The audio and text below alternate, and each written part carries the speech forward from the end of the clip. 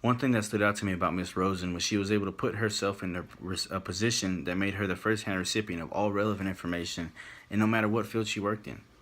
At Tandem, as an editor, she was able to sit in on managers' meetings, and she took advantage of building relationships with these important people, and even the CEO of the company, which led to her getting a letter of recommendation and attending Stanford's business school. At T/Maker, she utilized the knowledge she gained as an editor and took to building personal relationships with the press and persuading them to write positive production reviews about their products. This led to them becoming a front runner in the software industry.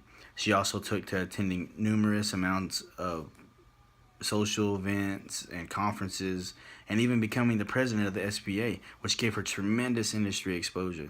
She also took developing relationships with people who would become famous later, but at the time were just smart and interesting. This allowed her to build relationships with people at their core and really develop a strong bond with them. This all led to a career where she was a vice president at Apple. At the time, Apple was losing stock market shares and was in a downward spiral, and it was put on her shoulders to make sure that certain industry leaders still supported Apple. And this is when her network would be tested because she had to call in favors. Luckily, she developed relationships with just the right people and knew just the right people to call. And because of all this, she was able to run an ad that had quotes from certain interviews she would take with them that ended up saving the company. From her first career start at Tandem to her owning SoftBank, she was able to benefit from being the nucleus of a network, and then knew other people that were the nucleuses of other networks. And this is how she was able to spread her network outwardly, similar to the way Paul Revere did.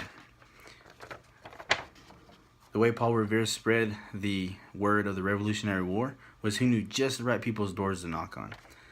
Paul Revere, instead of going all these places and knocking on all these people's doors, he would just knock on the nucleuses of these doors. And these people would relay the message. Dawes failed in this because he didn't know which doors to knock on. He simply spread a word and it would just circulate in a small group. Another thing that stood out to me, which is highlighted in the science of persuasion, was how she viewed her relationships. She found that consistency and performance were more important than a lot of contact, a lot of frequent interactions. And I can personally relate to this.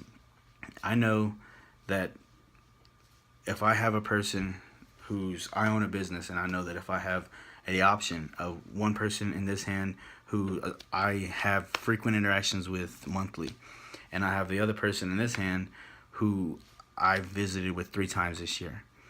But this person in this hand, who I don't talk to very much, every time I call them, they do tremendous work, and they always perform, and they always check back with me, and never had any problems.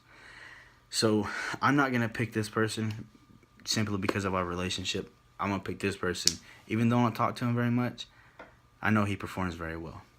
Another thing that I think helps Miss Rosen a lot is she is what Grant refers to as a disagreeable giver. And I have a 2x2 here. So you see the agreeable giver as being Ned Flanders. And Ned Flanders gets ran over. Everybody runs over him. And, he just really never looks out for himself. He's always looking out for other people. And then you have the disagreeable taker. And that is Darth Sidious, the person who only looks out for themselves and takes advantages of anybody they can.